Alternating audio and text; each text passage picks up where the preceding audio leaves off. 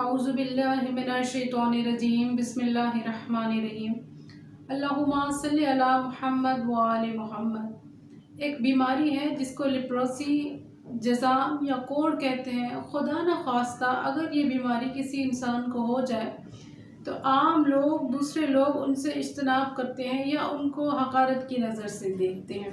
एक वाक़या मिलता है कि मदीने में भी कुछ लोगों को ये कोढ़ की बीमारी हो गई, तो अक्सर लोग उनसे बात करने से इज्तनाब करते थे या उनको हकारत की नज़र से देखते थे। ये जो भी जज़ाम की बीमारी वाले लोग थे, फिर इन्होंने आपस में उठना बैठना शुरू किया। एक मर्तबा ये लोग आपस में बैठे हुए थे और बैठ के खाना खा रहे थे, तो वहाँ से गुज़र होता है इमाम सैयद सज्जाद अलैहिस्सलाम। जब मौला सैयद सज्जाद वहाँ से गुज़रते हैं तो इन लोगों ने मौला से अर्ज़ की कि मौला आप भी आए और हमारे साथ खाना खाइए। तो इमाम अलैहिस्सलाम ने फरमाया कि मैं बिल्कुल आप लोगों के साथ खाना खाता, लेकिन क्योंकि आज मेरा रोज़ा है तो मैं आप लोगों के साथ खाना नहीं खा सकता।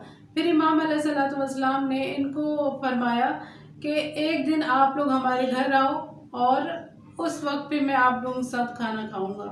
इमाम अलैहिस्सलाम की दावत पे ये मुकर्रर दिन पे इमाम अलैहिस्सलाम के घर जाते हैं और उधर इमाम अलैहिस्सलाम ने इन लोगों के लिए शानदार खाना बनवाया। और जब ये लोग आते हैं तो इमाम अलैहिस्सलाम खुद दस्तरखान बिछाते हैं और खाना लगवाते हैं और इनके साथ बैठ के खाना खाते हैं।